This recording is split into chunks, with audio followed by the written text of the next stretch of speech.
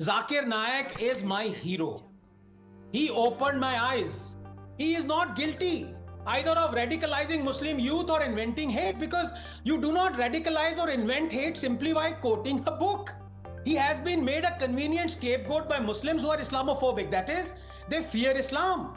They fear to bring out the orders and the commandments of their holy book in its entirety on Jews, Christians, polytheists, homosexuality, apostasy, heresy, dress code, wife beating, blasphemy, because they fear being called illiberal and hypocrites.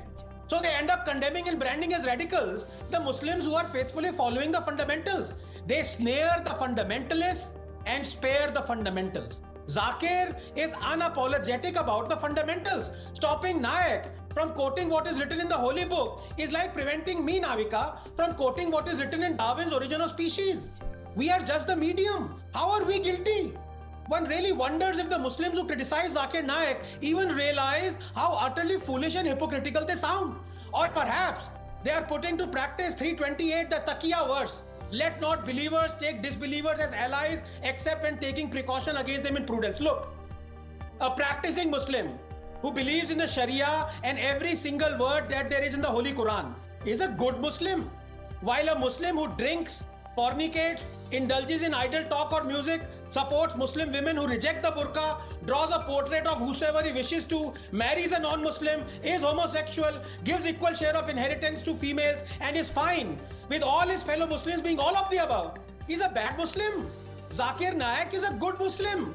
He believes resolutely in the Holy Quran and he quotes the verses precisely as how they are meant to be.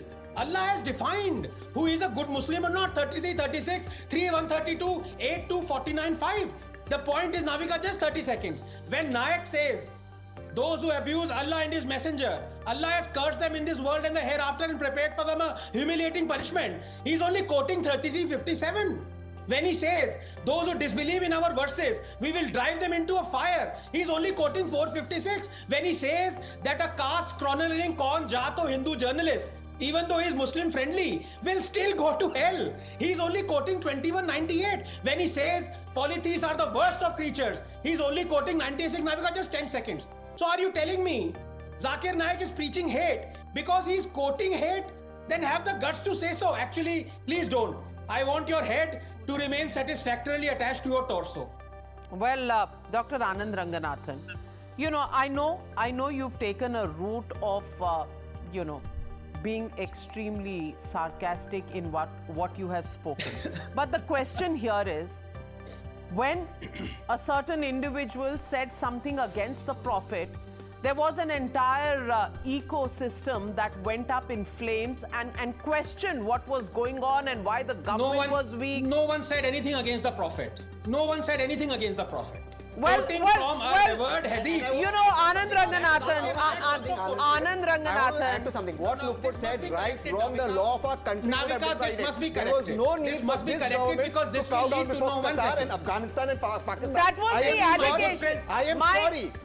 I may disagree with what Lukput said. You had no business to cow down before Qatar, Afghanistan. Afghanistan will teach us how to Dr.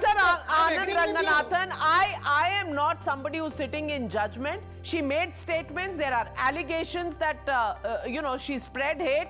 The courts are looking into it. The investigation agencies are looking into it. The final Navika, word hasn't been said.